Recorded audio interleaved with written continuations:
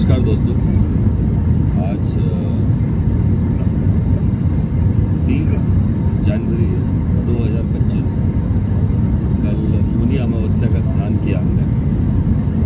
आज भी सौभाग्य प्राप्त हुआ त्रिवेणी जाने का। अपने मन से कुछ चीज़ें सनातन धर्म के बारे में आप सबको मैं बताना चाहता हूँ। ये मेरी अहम पहली भक्ति की यात्रा थी और मुझे इस यात्रा की इंस्पिरेशन मिली है मेरे फादर श्री राजेश गुप्ता से।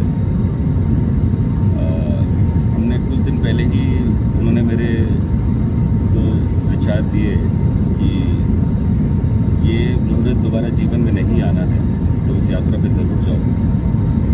और जिस दिन से मैंने ये निश्चय किया कि मैं इस यात्रा में जा रहा हूँ, जब तक आज के दिन तक मेरी यात्रा पूर्ण ना हुई, मेरे मन तन में सिर्फ और सिर्फ इस यात्रा से जुड़ा विषय ही रहा। मैं आप सभी को अपने माध्यम से इस बात कहना चाह रहा हूँ कि मेरा एक्सपीरियंस अद्भुत था। हम जो YouTube, Facebook आदि के माध्यम से जो हम देखते हैं उसमें और ग्राउंड रियलिटी में बहुत फ़र्क है, बहुत फ़र्क है। लेकिन अगर आप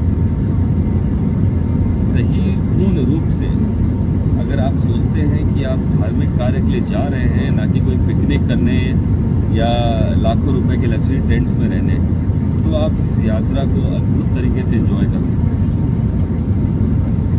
हमारे पहले दिन की यात्रा बहुत कठिन थी, हमें काफ़ी चलना पड़ा क्योंकि मैं आया था 28 जनवरी को।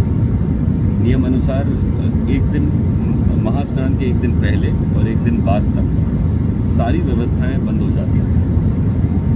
तो हमने काफ़ी संघर्ष करके हमारे विश्राम के जगह तक हम पहुँचे। लेकिन जब वहाँ पहुँचे ना, एक ऐसी एनर्जी ने हमें हिट किया कि जिसका मैं एक्सपीरियंस आपसे शेयर नहीं कर सकता। पहुँचे तो बहुत थके भी थे, लेकिन उन संत महात्माओं के बीच में जब पहुँचे तो हमारी थकान चली सी गई। वहाँ का साधारण भोजन भी किसी 7 स्टार को मात देते इतना स्वादिष्ट है। ज़मीन पे बैठ के खाना पालथी मार के, जो हमारे संस्कार, हमारी धरोहर की बहुत बड़ी चीज़ है, लेकिन आजकल हर घर में डाइनिंग टेबल हो के हम लोग ये सब भूल जा रहे हैं। मैंने ये निर्णय लिया, मुझे पर्सनली बहुत कष्ट हो रहा था नीचे बैठ के खाने में पालथी मारकर, तो मैंने भी ये निर्णय लिया कि अब से घर में ये सब छोटी छोटी चीज़ें मैं खुद और अपने बच्चों को भी ये सब प्रैक्टिस कराऊं कि नीचे बैठ के अपने को रात का डिनर साथ में करना है। अगर आप नहीं भी साथ में कर पा रहे हैं तो कम से कम ये सब प्रैक्टिसें करें, ज़रूरी है। कुछ ज़रूरी तो हमारे शरीर के लिए भी है, कुछ ज़रूरी है कि हम ज़मीन से भी जुड़े रहें इस माध्यम से। फिर हमें 29 तारीख को हमने अमृत स्नान किया। हमने भीड़ को अवॉइड किया। 29 तारीख को एक हादसा भी हुआ, स्टैम्पीड भी हुई, काफ़ी लोगों की जानें गई। प्रशासन बहुत अलर्ट था, व्यवस्था बहुत तंदुरुस्त थी, उसके बावजूद हुआ। उसका मुख्य कारण था लोगों की नासमझी। स्नान करने के बाद घाट में बैठना, वहीं पे सोना, कपड़े सुखाना आदि।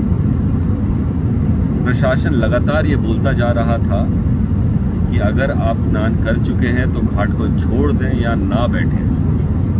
लेकिन हमारी जनता, मुझे समझ नहीं आता कि क्यों इन हादसों की तरफ बढ़ती है।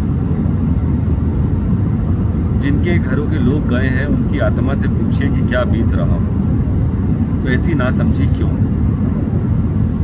खैर, उस दिन हमने प्रयास बहुत किया। मेरा मन बहुत था त्रिवेणी में स्नान करने का, संगम में जाकर, जो नौके से जाया जाता है। तो 29 तारीख को हम असफल रहे उस स्टैम्पीड के कारण। सारे पुल जितने बने थे सबको बंद कर दिया गया।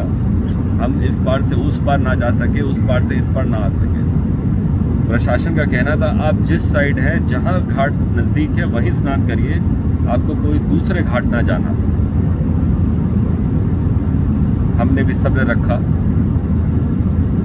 29 तारीख का स्नान वहीं नज़दीकी घाट में किया। 29 तारीख शाम से व्यवस्था कुछ नॉर्मल हुई। हम हमारे मित्र हम बाहर निकले, हमने कुछ लोकल प्रबंध करके हम 30 तारीख सुबह की 5 बजे हम त्रिवेणी घाट गए। वहाँ से हम संगम बीच में जाके नहाना था, वहाँ की यात्रा हमने चालू की।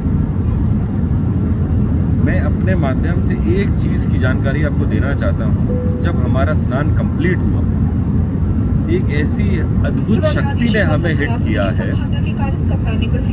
जिसके बारे में आपसे एक्सपीरियंस शेयर करना ना के बराबर। वो एक्सपीरियंस आपको स्वयं आके ही महसूस करना होगा। मैं कहना चाह रहा हूँ एक बार ज़रूर आएँ। व्यवस्था बहुत मजबूत है, बहुत तंदुरुस्त है। केवल हमें ना समझी नहीं करनी है, आपको आना है। पिकनिक के मूड से ना आए, धार्मिक स्थल पे आ रहे हैं, आप धार्मिक मन में इच्छाएं रख के आए। धूम्रपान, ताश खेलना, लग्जरी को भूल के यहाँ आइए, वरना कृपा ना आइए। मेरे जीवन की पहली ऐसी यात्रा थी। इसके पहले भी मैं काफ़ी मंदिर, जगह जगह भिन्न जगह जा चुका हूँ, लेकिन इस यात्रा के बारे में मुझे ऐसा आकर्षण हुआ है कि मैं बयान नहीं कर सकता। जब स्नान करके मैं बाहर निकला तो मुझे ऐसा आभास हुआ कि मेरे पास साथ कोई दिव्य शक्तियाँ हैं। मैं आपको एक बात और बताना चाहता हूँ। जब हम 30 तारीख सुबह निकले तो बहुत ज़्यादा कोहरा था, एक हाथ आगे दिख नहीं रहा था। हमारा ट्रांसपोर्टेशन जो था उसके आगे ना दिख रहा था।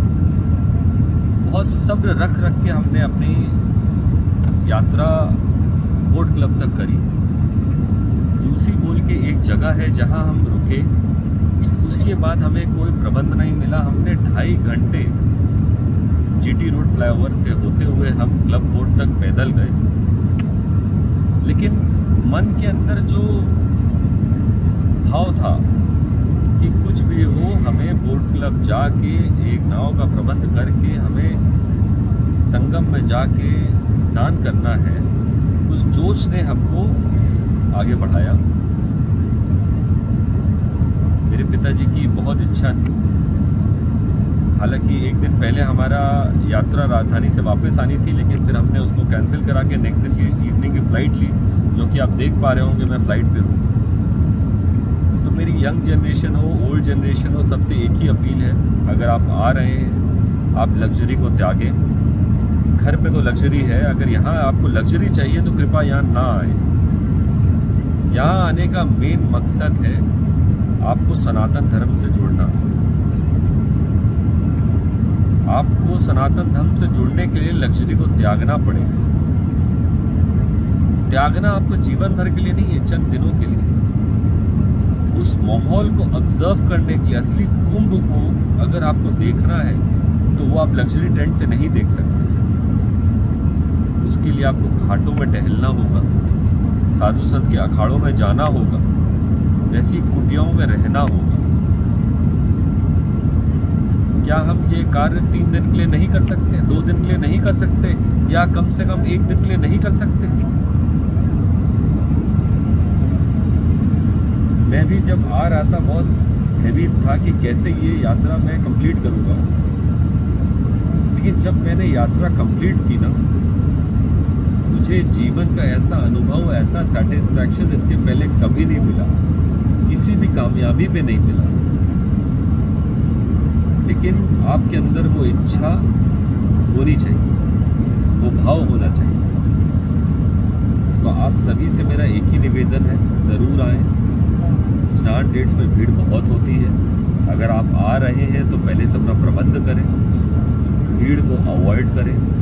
भीड़ है तो सब्र रखें, संतोष रखें, पेशेंस रखें, भीड़ को हल्का होने दें। मुहूर्त आधा घंटा आगे, आधा घंटा पीछे, सब चलेगा। जान, परिवार बहुत इम्पोर्टेंट है। स्मोकिंग स्मोकिंग, ड्रिंकिंग, ये सब चीज़ों को छोड़ दें। एटलीस्ट जितने दिन यहाँ आए उतने दिन ना करें, और ज़रूर इस एक्सपीरियंस का अद्भुत लाभ उठाएं। योगी जी, मोदी जी बहुत ट्रेमेंडस काम किया है, लेकिन किसी पब्लिक की नासमझी को कोई नहीं रोक सकता। कोई एडमिनिस्ट्रेशन का उस पर जोर नहीं। बस अब इस वीडियो को मैं समाप्त करूंगा। आप सबसे विनती है, इस अद्भुत चीज़ को अपने जीवन में ज़रूर से एक्सपीरियंस करो। धन्यवाद।